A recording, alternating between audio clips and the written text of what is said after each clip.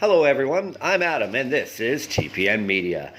We're going to take a few minutes while you watch the footage here and talk about the Phuket Sandbox. This is going to be more of an informal video with kind of our statements and opinions as a follow-up of an editorial that we did yesterday, which you can find on our website under the editorial section, stating that many people appear to be, quote, missing the point about the sandbox, end quote. First, the footage that you're watching was taken this morning by our associates in Phuket and shows a plane load of tourists arriving from Germany.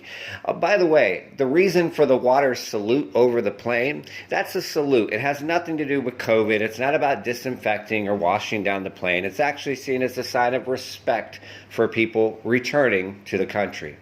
Now, in terms of the Phuket Sandbox, the program, in theory, lets vaccinated foreign tourists from low and medium risk countries come to Phuket without a quote-unquote quarantine.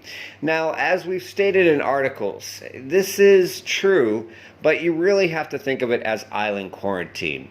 A lot of the anger and negative comments and people upset about the sandbox is quite frankly because a lot of the PR and promotional campaign about the sandbox promoted it as the Great Gates reopening to Thailand and tourism has returned.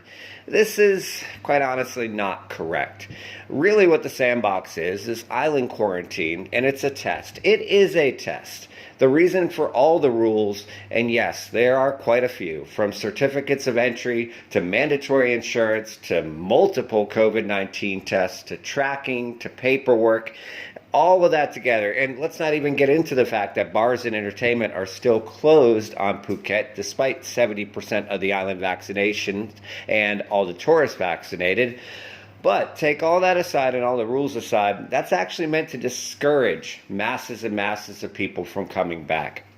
The point that many people missed is that this is a test. Thailand is basically dipping its toes into the water and taking a cautious, maybe overly cautious, according to some people, approach to return to tourism. This comes as Thailand has hit record highs for COVID-19 cases, mostly in and around Bangkok, although Phuket has been fairly calm. The biggest point, honestly, that people are missing is that this is a test, and for the first time in a year and a half, they've dropped basically in-room quarantine, which really they said 14 days, but it's about 15 to 16 days. And this is a big step for Thailand. It took a long ways to get here. And hopefully, if this Phuket Sandbox succeeds, they will roll it out to more provinces and areas, including Pattaya and Chonburi. Thank you guys for watching. We hope you enjoyed the video. Have a great weekend ahead of yourselves.